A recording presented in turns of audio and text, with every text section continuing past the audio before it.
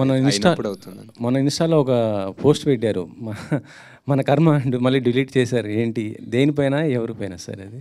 నేనేం డిలీట్ చేయలేదండి, ఉంచారా? అలానే ఉంది. 1 hour తర్వాత 1 day తర్వాత పోతుంది అది. 1 day తర్వాత ఎందుకు సార్? అంటే అలా పెట్టడానికి కారణం ఏంటి? లేదు, అదేదో ఒక 400 ఎకరాలు తీస్తున్నారంటే ఇంకా మన కర్మ ఏం చేస్తాం అంటున్నా అంతే. అంటే ఇది గవర్నమెంట్కి చేస్తున్నా అంటే దానిపైన మీరు ఏం చెప్పాలనుకున్నా చెప్పండి. ఆ 400 ఎకరాలు సేవ్ చేస్తే మీకే, మీ ఇష్టం, మీకు ఏదైనా చెప్తాను. అంటే గవర్నమెంట్ ఏదైనా కోర్టు కావాలంటే అది ఇస్తాను. అంటే గవర్నమెంట్ ఏదైనా సరే ల్యాండ్స్ ఇలా సెలెక్ట్ చేస్తుందంటే ఏదో డెవలప్మెంట్ కోసమే కదా చేసేది. సో ఇక్కడ మీకు అంటే ఆ పర్టిక్యులర్ ఏరియాలో అదొక్కటే గ్రీన్ సింక్, కార్బన్ సింక్ అనుకోవచ్చు, వాట్ ఎవర్ గ్రీన్ ఏరియా. అక్కడ చాలా ఉన్నాయి ఐటీ పార్క్లు, మోర్ దెన్ ఎనఫ్ ఉన్నాయి. అండ్ నాకు తెలిసి సగం ఐటీ పార్క్ ఖాళీ కూడా ఉన్నాయి.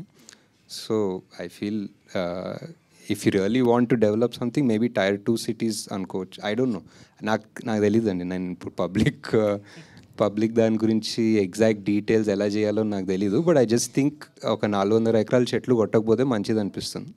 నాగేశ్వర్ గారు సార్, ఇక్కడ సార్ అంటే మీరు కల్కితో అంటే 1000 కోట్లు వసూలు చేశారు. దానికి ముందు సినిమాలు కూడా సూపర్ హిట్స్ అయినాయి, అన్నీ అంటే కమర్షియల్గా హ్యూజ్ సక్సెస్లు కదా.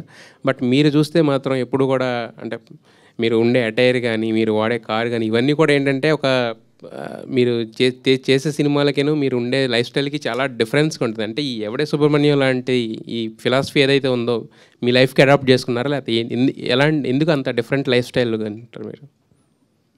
ఏం లేదండి, అంటే some amount of comfort, some amount of laziness అనుకోవచ్చు అంతే.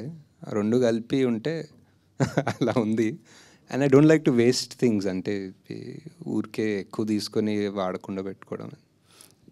ఇందాక మేకింగ్ వీడియోలో కూడా అక్కడ ప్రియాంక గారు చెప్తున్నారు 3 days అసలు కెమెరానే తీయలేదు మేము అని చెప్పేసి. అంటే ఇలాంటి అంటే డిఫికల్ట్ స్క్రిప్ట్ ఫస్ట్ సినిమాకే రాసుకోవడం అనేది కొంచెం అంటే కొంచెం హార్డ్ జాబ్ కదా. సో అనుకుని రాసుకున్నారా లేదంటే?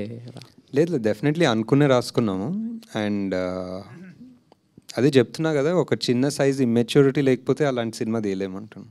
ఇట్ వాజ్ బికాస్ ప్రాక్టికల్గా కూర్చొని అందరూ ఒక ఎంబీఏలు కూర్చొని ఒక ప్లాన్ వేస్తే this won't be possible, especially మేము చేసిన బడ్జెట్కి. సార్ నాగి గారు, ఎస్ సార్, ఈ 10 years చాలా మారాయి.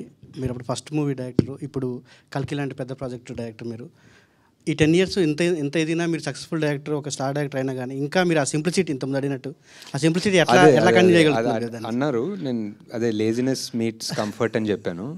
బట్ నెక్స్ట్ టైం నుంచి ఐ థాట్ ఐ వేర్ ఏదో ఒక కళ్ళజోడు వేసుకొని వస్తాను అనుకుంటాను, ఒక షేడ్స్ వేసుకొని వస్తే కొంచెం. అలాగండి, ఫస్ట్ మూవీలో కృష్ణరాజ్ గారు యాక్ట్ చేశారు, ప్రభాస్ గారు. ఇద్దరి మధ్యలో మీరు చూసిన సిమిలారిటీస్ ఏంటి, బెస్ట్ క్వాలిటీస్ ఏంటి?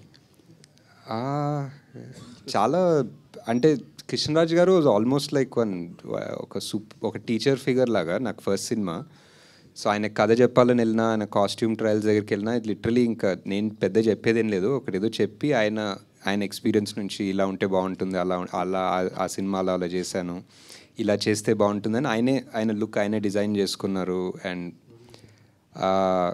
సో సిమిలారిటీస్ అంటే ప్రభాస్ గారితో మోర్ ఫ్రెండ్లీ ఉండే. సో ఇట్స్ వేరే ఈక్వేషన్, ఆల్మోస్ట్ ఈయన ఒక ఫాదర్ ఫిగర్ జోన్లో ఉండే. బట్ వన్ సిమిలారిటీ ఏంటంటే 2 రోజులు షూట్ చేసాం అనుకుంటా సార్ తోటి, అండ్ 2 రోజులు ఆయన యూనిట్కి ఫుడ్ పెట్టారు బేసిక్లీ. సో అది చాలా